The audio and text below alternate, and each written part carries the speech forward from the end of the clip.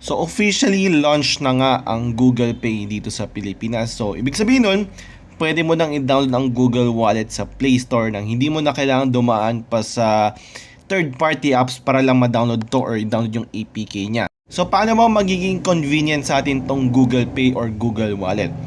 Ngayon, hindi mo na kailangan magdala ng physical credit card or debit card kasi pwede mo na siyang i-register dito sa Google Wallet.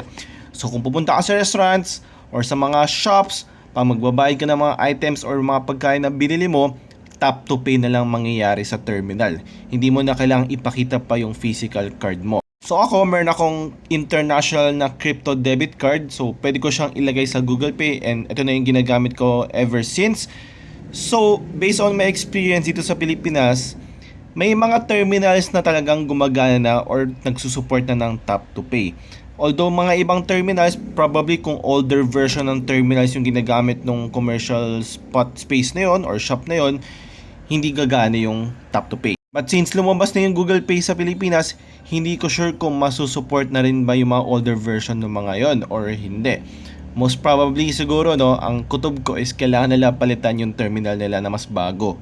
And sa mga hindi nakakalaw, ang Google Pay hindi lang naman credit card or debit card ang pwede mong i-store dito.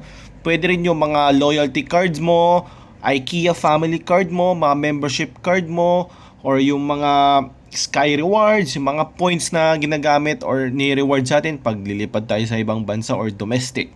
Pwede ring gift card, pwede ring transit pass, hopefully soon yung beep card, pwede na rin sana natin ilagay yan dito sa Google Wallet para kung papasok ka or pupunta ka sa LRT, LRT1, LRT2, itatap to pay mo na lang din yung phone mo, which I think gumagana na ngayon via GCash. Pero ito, siguro mas convenient din sa atin kung gumana rin yung beep card dito. So hindi lahat ng credit card, debit card ng bawat banks ay supported so far dito sa Google Pay.